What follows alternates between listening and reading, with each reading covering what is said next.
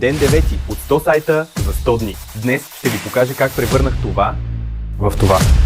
Всеки ден избирам един български онлайн магазин и показвам как бихме го подобрили с помощта на AI, UX и реален опит от WooCommerce проекти.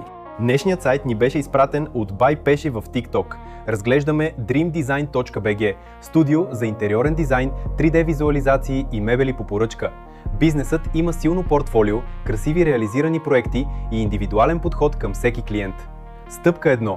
Качих скриншот на началната страница в ChatGPT и написах: анализирай началния екран и открий възможности за по-ясно представяне на услугите, проектите и предимствата.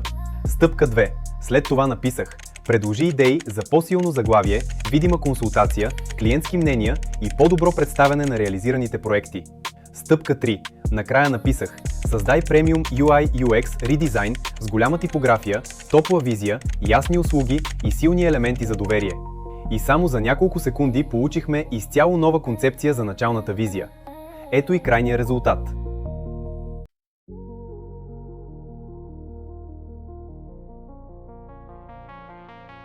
Какво подобрихме? Променихме заглавието и добавихме кратък текст, който представя бизнеса още при влизане в сайта, за да разбере посетителят веднага какво предлага Dream Design. Премахнахме част от елементите в менюто, за да го направим по-ясно, и добавихме голям бутон "Запази консултация", който насочва посетителя към основното целево действие. Преместихме основните услуги в отделни кутии, за да могат посетителите да ги откриват по-бързо и лесно. Добавихме клиентско мнение и рейтинг, за да изградим повече доверие.